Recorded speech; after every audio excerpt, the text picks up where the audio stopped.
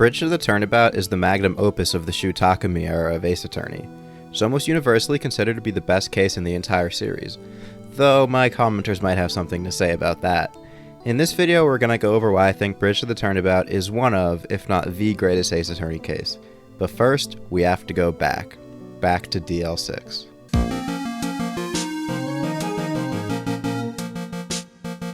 Given that Bridge to the Turnabout serves as the conclusion of most of the main cast stories, it makes sense to flash back where it all began. The DL6 incident. Don't forget DL6! Squawk. Manfred von Karma was an undefeated prosecutor.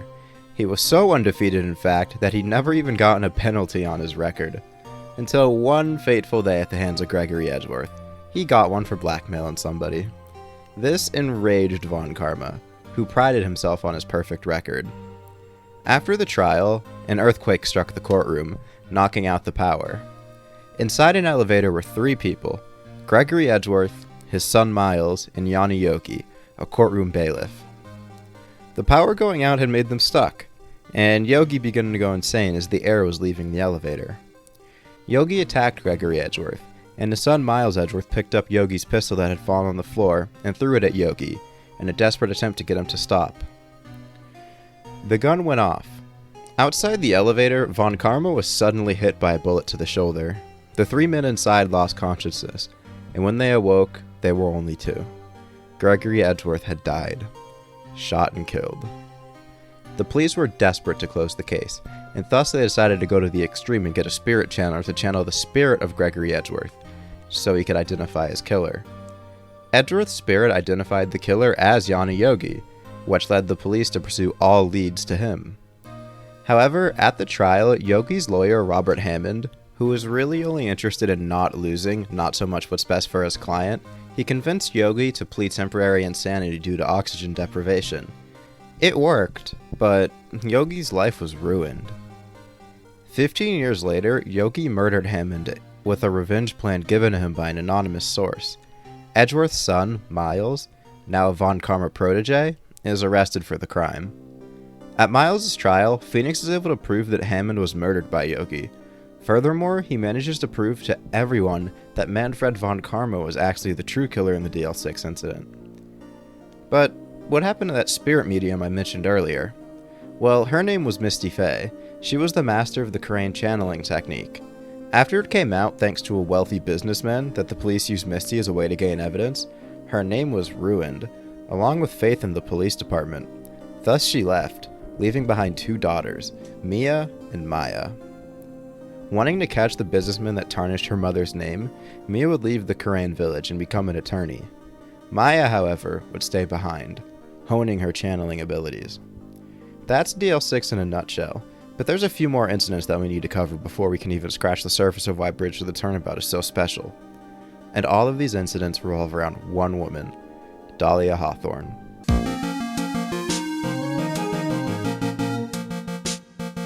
Misty Fay had a sister. A far less successful sister, clearly, despite being older. Her name was Morgan Fay. Morgan married a jeweler and had two daughters with him, Dahlia and Iris. However, Misty Fay had more spiritual power than Morgan, so she became the head of the channeling technique instead. Due to this, the jeweler left her, taking the two daughters with her. Morgan would end up marrying and divorcing once more, and having a daughter named Pearl. And trust me, we'll come back to those two. The two daughters, Dahlia and Iris, who are twins, couldn't have been more different. Dahlia was a narcissistic sociopath who manipulated everyone into doing her bidding for her benefit. But Iris was a lot more like her name would suggest. A flower.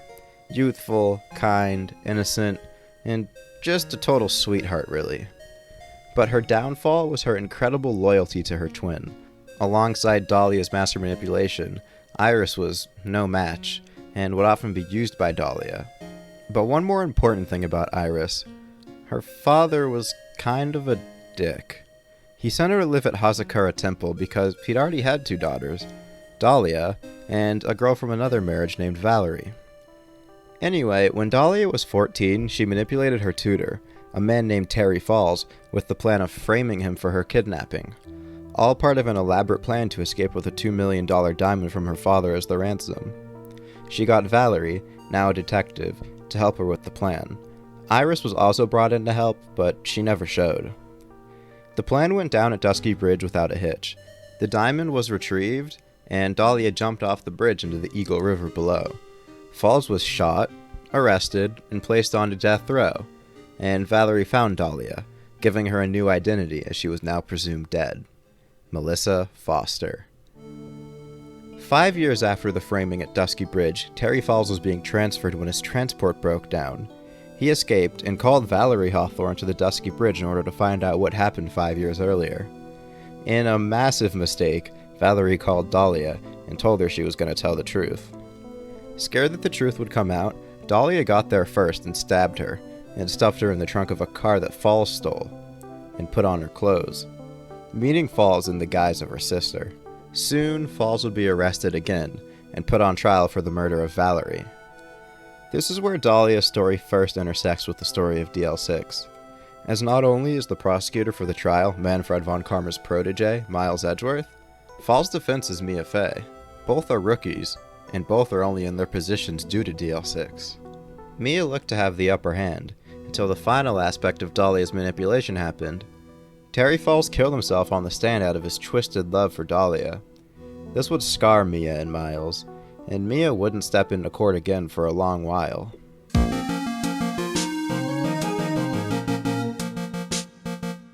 The seeds for Bridge to the Turnabout were really planted on one fateful day in the district court. Diego Armando, Mia Fey's colleague and boyfriend, and co-counsel in the Falls case, met with Dahlia. However, Dahlia would use the man's weakness against him. Armando had an affinity for coffee, and Dahlia slipped some highly effective poison inside of it when he left, leaving the man in a coma. Fleeing the scene and needing a way to get rid of the evidence, she ran into a college kid named Phoenix Wright. She quickly manipulated him, making him believe that she was into him, and giving him the necklace which held the poison, and telling him to hang on to it as a gift of love. 8 months later, and she still hadn't got the necklace back, Dahlia decided it was time to kill Phoenix. The two had been dating now for all of that 8 months, and Feenie was in love. But he happened to have a cold, so Dahlia slipped some poison into his bottle of Cold Killer X. Her ex-boyfriend, Doug Swallow, a pharmacology student at Ivy University where Feenie and Dollie went, warned Phoenix about her, telling him about some poison that had gone missing. Gee, I wonder what she used that for. In a rage, Nick pushed him and fled the scene. Dahlia knew about all this, and using some nearby power cables, she murdered Doug Swallow. Phoenix was arrested for the crime. Luckily for Feenie, his attorney was Mia Fey. Desperate for a chance at revenge, Mia successfully proved that Dahlia Hawthorne was the one who killed Doug Swallow, breaking poor little Feenie's heart. However, at the end, he remarks two things.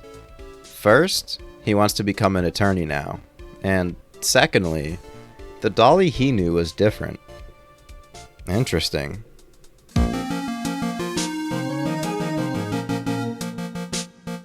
The final incident that leads to Bridge to the Turnabout are the events of Justice for All Case 2, Reunion and Turnabout. As I mentioned, Morgan Fay, despite being older, did not have the spiritual powers of her sister, and thus lost out on the master role. With Misty now being gone for nearly 20 years, and Morgan having a daughter of her own, Pearl, who had strong powers, she figured it was time to make her move. Working with another person, she tried to frame Maya Fey for murder, which would have gotten her out of the way and made Pearl the only viable person to become the master of the Crane channeling technique. However, the plan failed, mostly thanks to the actions of Morgan's daughter, Dahlia.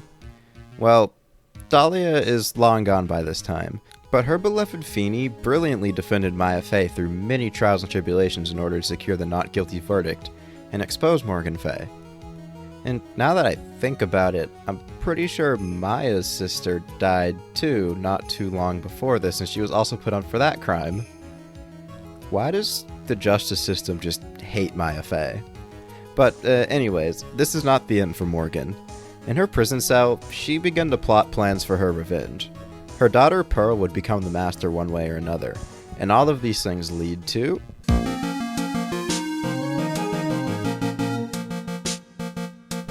Bridge to the Turnabout opens with Pearl and Maya showing Nick an issue of Oh Cult magazine featuring Hazakura Temple, and then them asking them if they can go so they can train their spiritual powers.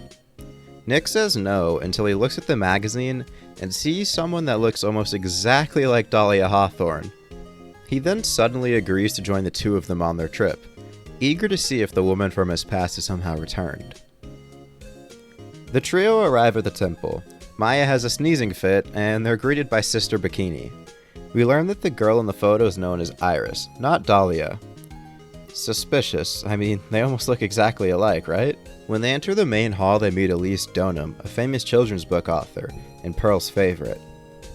Elise very quickly shows a kind, motherly nature toward Pearl's. She even invites Pearl over to read a book that evening. When going around the temple and the surrounding area, they run into Larry. Laurice Donham, Elise's student, who is obviously good old Larry Butts. Nick and Maya then cross Dusky Bridge, over to the inner temple where they see a scroll depicting Maya's mother and meet Sister Iris. Both of them are pretty surprised to see each other. Even more suspicious. Iris makes up an obviously fake excuse to get out of there, probably to the relief of both of them. Everyone would go and eat dinner, and, as an understatement, I'd say that shit was about to hit the fan. Wright begins to fall asleep, but he's got some business to take care of in the bathroom. He runs into Elise, who says that Pearl is currently missing, as she never showed up to read with her. He then runs into Iris and tried to ask her a few questions. Iris made up another quick excuse to get out of there, but slipped up, wishing Phoenix a good night. But Iris shouldn't know his name. He never told her. And earlier, Maya had only used the word Nick around Iris. When Wright asks her about this, 5 Cyclocks appear. Soon after, like I said earlier, shit hits the fan. Wright hears a scream and he rushes outside, only to be greeted by the body of Elise Donham, stabbed with the 7-branch sword that a statue of Ami Faye was holding. After being stepped on by Nick, Sister Bikini tells him to go and call the police. As he didn't have his cell phone on him, he was forced to use the phone near Dusky Bridge. When he gets there, he's shocked to see that it's on fire. Maya was over there doing her training, and even worse, the killer could have escaped over it and been trapped there with Maya. In a true show of his character and love for Maya, Phoenix attempts to cross the on-fire wooden bridge, with a dangerous-as-hell river below it. What are you doing, man? Of course, it gives way and he plunges into the river below.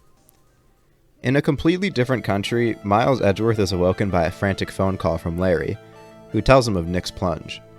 In a true show of his character and love for Phoenix, he charters a jet to get there ASAP. Meanwhile, in the hospital, Phoenix would begin to read up on Mia Fey's first case and encounter with Dahlia, learning of Diego Armando, who reminded him of someone. Edgeworth would make it to the detention center, with Phoenix's attorney's badge and Magatama. He would be the attorney for Iris, who was arrested for the murder of Elise Donham, at least until Nick felt better. Edgeworth questioned Iris about the events of last night, and felt like they'd met somewhere before, which, I mean, they technically hadn't. When questioned, Iris says that she was asked to go to the training hall, but she didn't because she was frightened. When Miles questions further about this, 2 Psycho-Locks appear. Before Edgeworth leaves, he questions Iris about her relationship with Phoenix. Iris says that she'd met him 5 years ago and deceived him, and thus wanted to never see him again. Skipping along, Edgeworth learns several things during this investigation. Firstly, no one will be able to get across to the inner temple for another day, as the bridge is obviously gone and the air is too turbulent. Secondly, he gets the autopsy report. Elise was killed between 10 and 11 p.m., and her body was covered in bruises, so it's likely that she fell before her death. He also learns that Sister Bikini was the one who saw Iris stabbing the victim. Edgeworth would also find a letter that told Iris to head to Heavenly Hall at 10 or else her secret would be exposed. This information breaks her Psycho-Locks. Edgeworth managed to finagle the normal judge's brother into presiding over this day, so he wouldn't be recognized as a prosecutor. He also got Franziska von Karma to prosecute to help him out. The first trial day isn't that important by the end of the case, as is usual with these finale cases, but there is one moment from it that's pretty legendary. and important to the ultimate mystery of the case. See, in the investigation, Larry had said that he saw something incredible, but when questioned about it, Cyclops appeared, so Edgeworth decided to get the truth out of him in court. What Larry saw was Dusky Bridge on fire, and he went to draw a picture of it as it was a brilliant sight. However, he saw someone flying. After the other 3 people involved in the trial asked him if he'd taken any banned substances, Edgeworth managed to turn this into an opening for the defense though, as Larry further states that he found a crystal ball in the snow near Dusky Bridge, which is actually quite a way away from Hazakura Temple. Elise's staff was missing a crystal ball. Edgeworth uses this to prove that Elise had left the temple, and he further claims that this means she could have been killed elsewhere, as the ball was only half covered in snow, and it was snowing before Elise died, therefore the ball must have been dropped before her death. Earlier in the trial, snowmobile tracks had come up in evidence, and nobody knew what they really meant. There had been guesses, but no one could come up with a concrete answer. But Edgeworth would now assert that the snowmobile could have been used to transport the body easily. The judge decided that it's best for the trial to continue to another day, and it ends. For day 2, we're back in control of our main man Feenie, as he has somehow recovered from his fall within one day. I mean, it somehow just gave him a cold. We quickly get some very important information. When talking to Sister Bikini, she refers to Elise Donham as Mystic Elise. That's only the title for members of the Fray family. What gives? Is Elise Donham a member of the Fays? When Wright questioned her about it, those damn psyche locks appeared. Next, the Dusky Bridge was repaired, so now Phoenix and pals could cross it. When they got there, they found Pearl. Maya was still locked inside the secret cavern inside the training hall, and couldn't get out, if she was even still alive. And Misty's scroll was smeared with gravy. How weird. Godot then appears for the first time, after surprisingly being missing. He will be taking over for the prosecution. Wright and Godot talk for a bit, and Wright seems to understand what his true identity is. Anyway, according to Godot, the only one who could unlock the lock holding Maya is the person who said it. So, in this case, Iris is brought in. After this, the true crime scene is discovered. Edgeworth was right. Wright heads over to the garden against the advice of Gumshoe.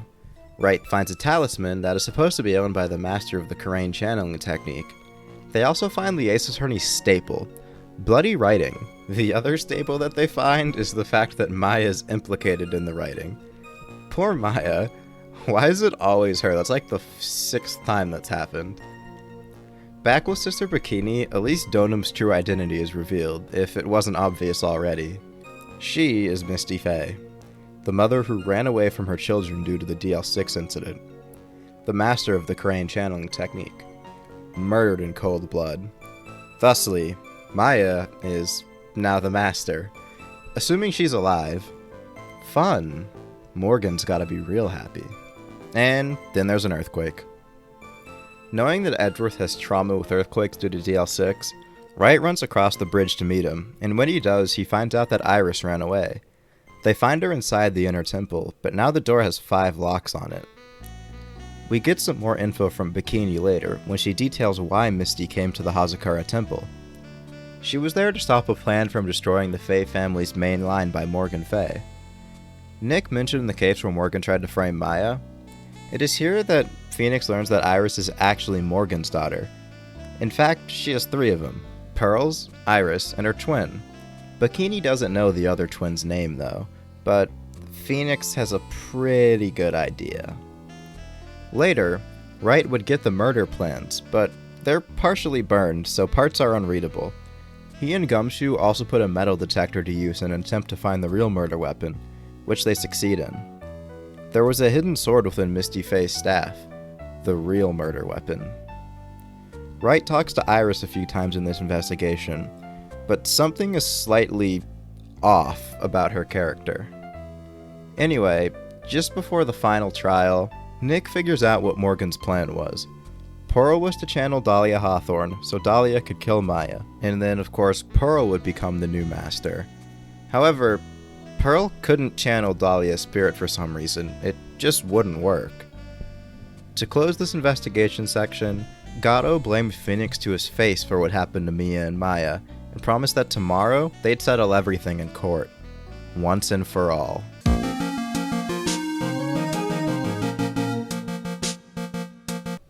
Iris is the first person to testify at the trial.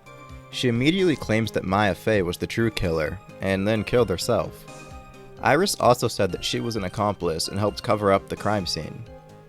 This is where Larry Butts' incredible drawing comes into play. Iris claims that she dragged the body across Dusky Bridge and used the snowmobile to bring it to Hazakura Temple, where she framed the body by stabbing it. Wright, of course, points out that the bridge was literally on fire when Iris claimed to have carried the body across the bridge, so her version of the events were literally impossible unless she were a member of the Fantastic Four. Wright has a better idea for what happened. Using what Butts said and drew, he believes that the drawing is actually upside down. They didn't fly across, but it was swung across. When the body landed on the other side, it caused the bruising on Misty's body, and the orb to fall off the staff right near the bridge. Wright then points out that someone had to have received the body on the other side, and it definitely wasn't Bikini because she had a bad back. Revealing Misty's plan, Wright asserts that the person on the stand now is not Iris, but actually Dahlia Hawthorne. Godot, of course, tries to argue against this, but Dahlia reveals herself. The question now is, who the hell's channeling Dahlia? Anyway, Dahlia says that once channeled, she tracked down Maya and attacked her, but she was stabbed and didn't see her attacker. Before losing consciousness, she wrote the name in blood that was found in the garden. Sometime later, she was summoned again near the cavern, which allowed her to lock her sister inside. Dahlia asserted that, in grief for killing her mother, Maya jumped off the bridge into the Eagle River. Godot got a call. Iris was found in the cavern, but Maya was nowhere to be found. With a bit of urging from Godot, Phoenix proves who's really channeling Dahlia. Misty Fray clearly was channeling her, but now she's dead. Pearl couldn't do it, so who else could? Well, the person channeling Dahlia Hawthorne has to be Maya. To even further as proof, it wasn't possible for Maya to jump without being found. There was literally a massive rock shelf below. She'd have splatted on that. Mia and Nick then spend the next couple of minutes just roasting the shit out of Dahlia for failing at literally all of her plans. She couldn't even kill Maya this time. This causes Dahlia's spirit to leave Maya's body. Maya returns to the world before weakly calling for Nick and her sister. And then she collapses.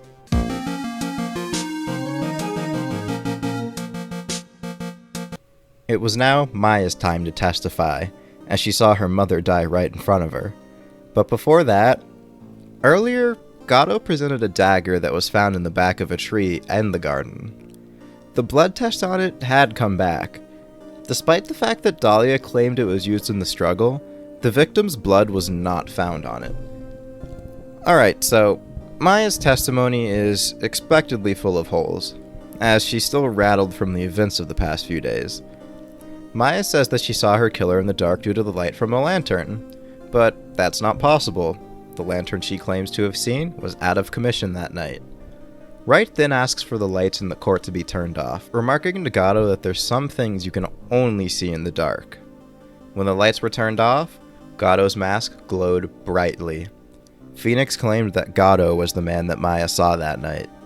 Wright would later point out that the killer cleaning up all the blood at the crime scene but leaving the bloody writing was also incredibly incriminating for Godot specifically. See, in the last case, we discovered that Godot actually can't see red on a white background. So seeing the blood against the snow and the bloody writing against the white stone lantern would have been impossible for him. Earlier, Phoenix was really confused as to why the killer literally shoveled away all of the snow instead of just where the blood was, but left the bloody writing. But now it's clear to him. There was only one person who would do that, Godot, as he wouldn't have been able to even see the blood. Even earlier in the trial, he was shocked to find out that the bloody writing was even there to begin with. Phoenix would also reveal his true identity, that of Diego Armando, former colleague and fiancé of Mia Fray. Maya would spend most of her testimony defending Godot, but Phoenix shot through all of them. And at the end, we get perhaps the greatest scene in Ace Attorney.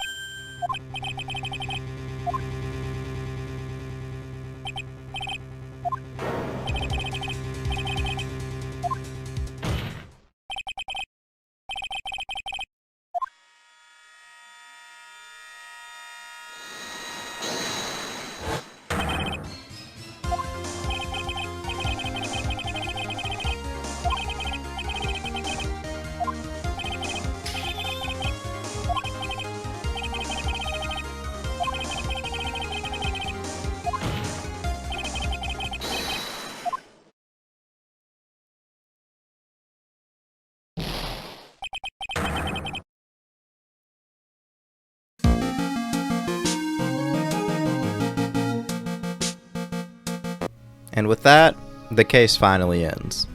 The story for all of our characters has come to a close, but one final thread is tied up at the very end. Iris accepts her punishment, but tells Phoenix about what really happened all those years ago. It was really Iris posing as Dahlia who was dating Phoenix. He'd only met Dahlia twice. Once in the courtroom, and once when she murdered Doug Swallow. But she tasked Iris with trying to get the bottle necklace back. Over time, Iris actually did fall in love with Phoenix. Hey, well, I guess at least Phoenix can win at life for once, although it wouldn't last too long after this case. Now that I'm done with the summary, I'll go ahead and talk about some of the main characters from this case, and give my thoughts on all of them.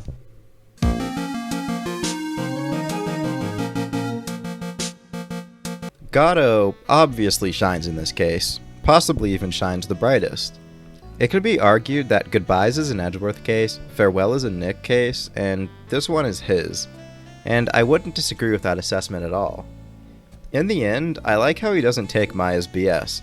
He knows what he did was wrong, and he's glad he's going to get the punishment he deserves.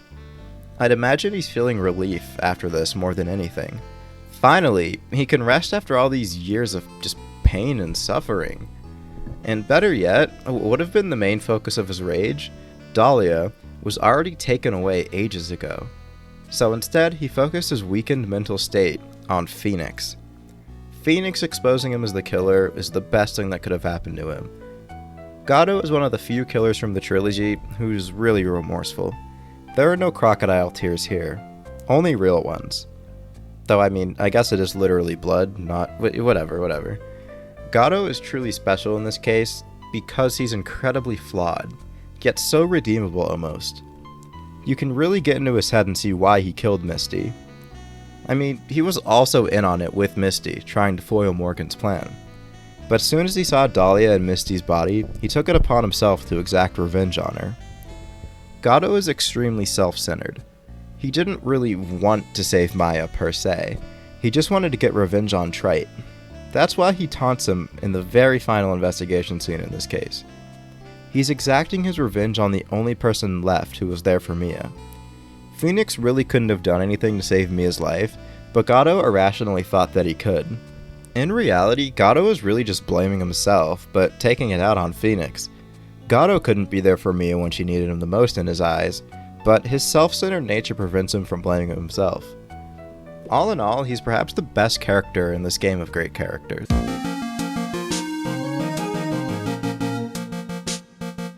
Dahlia doesn't shine nearly as much in this appearance as some of her other ones, and that's mostly because she's just not in this case as much.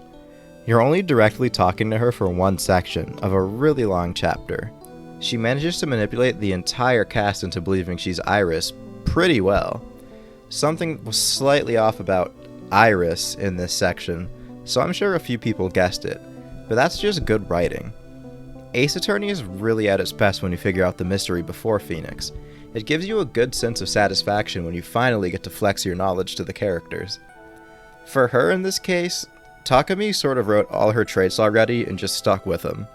She hardly grows at all in this game, and that's fine. Some characters don't need growth. She's the main villain of the game and case, and she excels in that role. She's easily hateable, even though she's probably just a malignant narcissist without much motivation. Not every single villain needs to have some insane backstory to motivate them, and Dahlia is one of them. She doesn't need it. The scene where Nick and Mia just go off on her at the end of her appearance is great and pretty cathartic. She's a failure. She failed to kill Nick, she failed to secure the diamond, she failed to kill Maya, and she failed getting away with killing Doug Swallow. Her one success was killing Terry Falls, but he was dead anyway. She just sped up the process. You can't punish someone who's dead by conventional means, so the writers opted to embarrass her instead. You can tell they really put everything they had into that scene where her spirit leaves Maya's body. Speaking of Maya,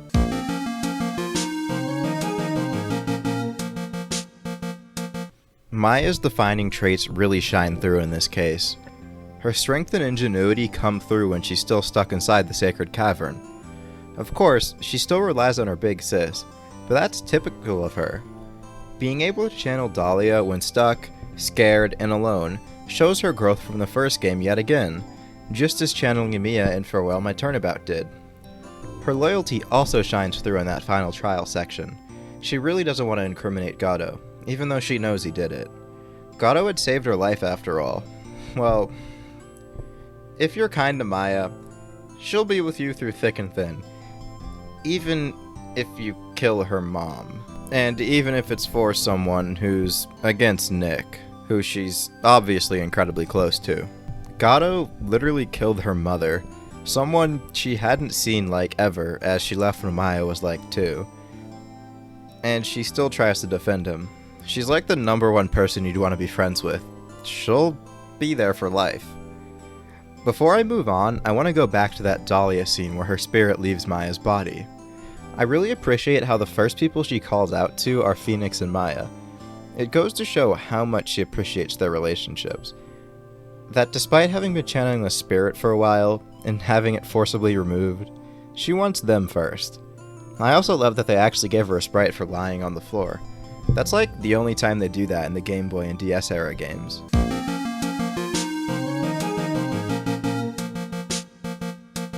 Does anyone else feel kind of bad for Pearl through all this?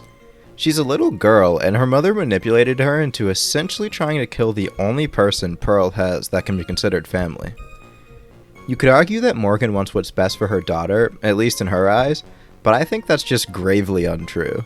She just wants to hurt what's left of Misty's line. To her, getting Pearl to be the leader is something that she just tells herself to make herself feel better. What she really wants is for Pearl to be a puppet, with Morgan really controlling things.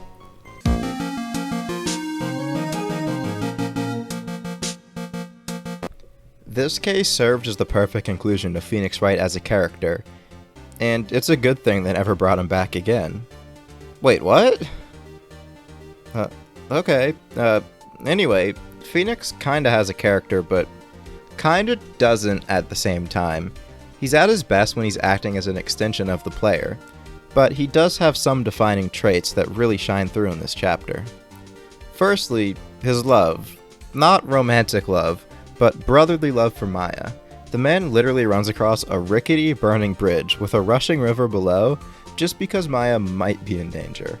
His complete selflessness and desire to help those near to him really come through here, and they're some of his most important traits. Secondly, and we'll get into this more once I'm done with all the characters, the writers really gave him a good reason to give a damn about the case.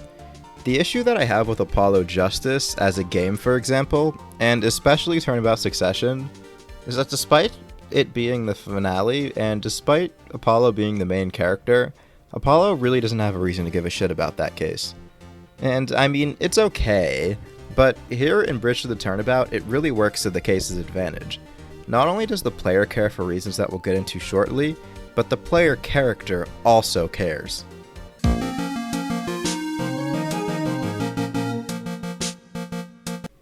I'm sure most of the fan base, especially the people that enjoy the male variety, got quite excited when the game let you play as Edgeworth. I really enjoyed how Trials and Tribulations got you away from playing as Nick, and this Edgeworth section is no exception. It's really fun seeing how different characters have internal dialogue. Nick is a bit cocky, but bluffs his ass off all the time. Mia makes a ton of jokes internally, and Edgeworth just seems really confused by the world of Phoenix Wright. Like, psycho locks. Crazy, huh? Not to mention just how hard it is for Nick to investigate. This is also a fantastic way to spice up the usual boring first day in these cases. Considering that these finale cases can be like 7 hours long, what happens in day 1 usually doesn't matter all that much, and it's generally, in my opinion, the most boring day. But you don't really have that here playing as Edgeworth. It's just enough to keep the player hooked long enough for the second trial day to reward them. You also have to remember that this kinda closes Edgeworth's story.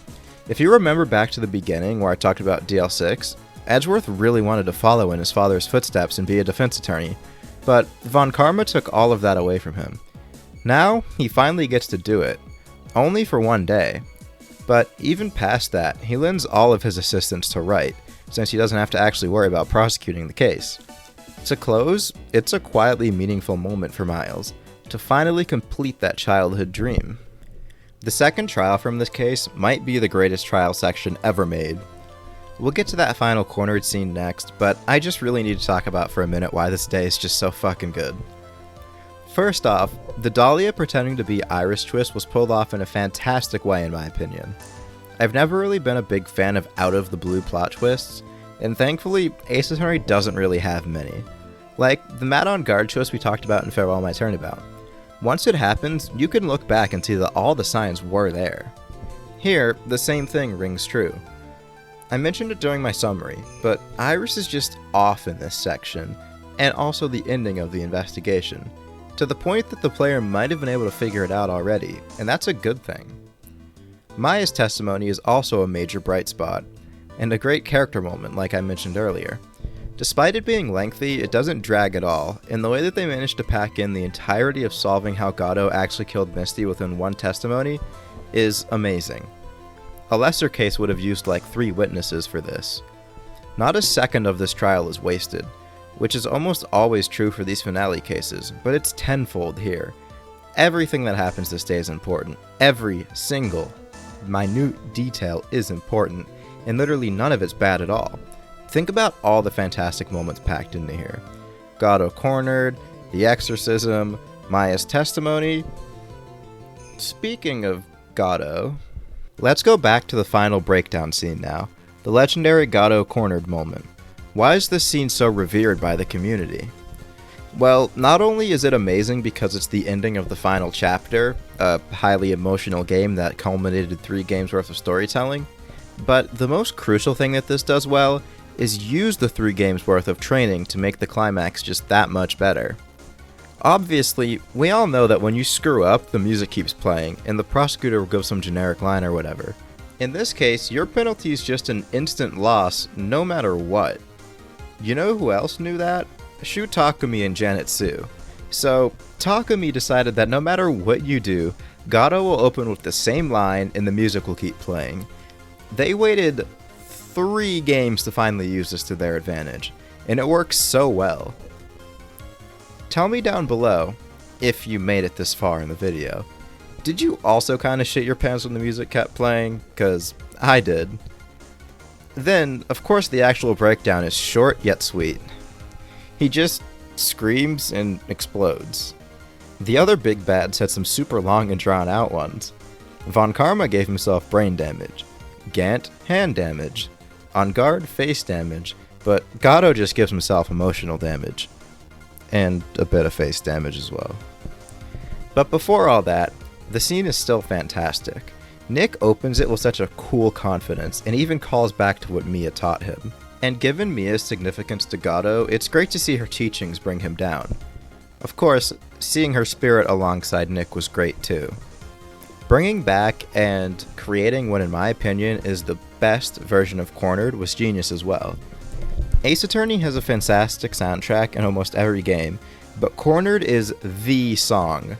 It's the one that everyone knows. There's no better song to close the trilogy with. It's Phoenix Wright's theme. To understand why this case is the perfect conclusion, let's get into the mind of the writing team by watching the opening scene right now.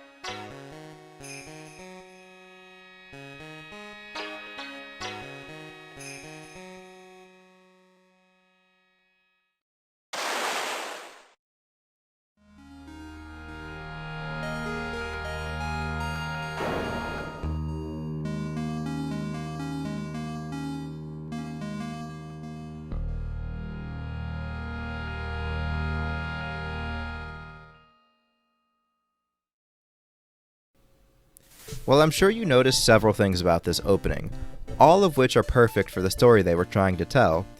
Firstly, let's look at what they actually wrote. The sword obviously represents all of the branching paths coming together for one conclusion, and it's true. This is the conclusion for every major character. This murder was fate. Fate that was set in motion over 20 years earlier with the murder of Gregory Edgeworth. With the actions of one man, who is now long gone. See why I mentioned the DL6 incident at length now? Now look at all the images that flash on the sword. Without DL6, a few of these incidents may have still taken place, but DL6 is the glue that holds it all together. It was the primary driving force behind it. This murder was destiny. It was fate. Let's take a look at one of the paths that DL6 took to cause this murder. Gregory was killed, so Misty's reputation was ruined, so she leaves. So Mia leaves to find her. So Mia meets Godot, Dahlia, and then Phoenix. So then Godot gets poisoned. And because of meeting Mia, Phoenix becomes a lawyer. And then Mia is murdered because she left to go look for her mother. And then Phoenix meets Maya, setting the events of the series in motion. All of the events here are one branch on the DL6 tree, and they all directly lead to each other. And if just one of these things didn't happen, then it's more than likely that Misty Fay would be alive and well. And it's almost certain that Diego Armando would have never been driven to murder. And you can argue this about almost every branch of DL6. The fact that Shu Takumi managed to succeed in tying every character into this one story, intertwining them perfectly, is such a major accomplishment. Everyone in this case has a reason to be here. We have a reason to care about everyone in this case. Yeah, even Franziska, who I don't like that much. We have been with most of these characters for 3 games now. We've watched them grow. We've watched them fail, and now we get to watch them finish their stories. That's why this case has so much emotional punch. It relies on you caring about these characters. This case really rewards you for playing the previous entries in the series to an insane degree even. You just wouldn't get it if Trials and Tribulations was your first Ace Attorney game. You might still like it, but the first two games are almost required playing before this case. Otherwise, you wouldn't love it nearly as much. Just ask yourself, would playing as Edgeworth feel as good if you didn't play Turnabout Goodbyes? Would Maya's growth feel earned if you skipped Justice for All? Would you even care that much if this was your first game in the series? I mean, Reunion and Turnabout from Justice for All is required to understand why this case even happens in the first place. The main series has yet to go back to something like that, and it really suffers from it. To close this section, and soon the video, let me list out every story thread that this case closes. Dahlia's feud with Mia, Godot's hatred of Phoenix, Phoenix needing to do it by himself without Mia, what happened to Misty Faye, who the hell is Godot, what is Morgan Faye's plan that she mentioned in the last game, why is Dahlia in the O Cult magazine, Edgeworth wanting to be an attorney. Okay, I lied. I probably missed some because it's a lot, but you get the point. Everything is tied up, and you're left with no questions. Honestly, the fact that the main cast even come back in such prominent roles later in the series is such an affront to this case. And the new characters from Apollo onwards as well. Their stories were done. Let the new kids on the block shine. And honestly, in the later games, I really hate how none of this stuff is even mentioned. If you're gonna bring these people back, at least give it a passing mention, yeah? Like, what happened to Iris? I'd assume she's out of jail by now. Did Nick just forget about her? Kind of a dick move, man. One final thing that I've always enjoyed about Ace Attorney is the way that it perfectly times its music to the emotional climax of a moment. This technique really makes the moments punch much harder, and it doesn't really matter what kind of emotion they want to give. Hype, sad, crying in the club, and any other really. Here are a few of my personal favorites from the case.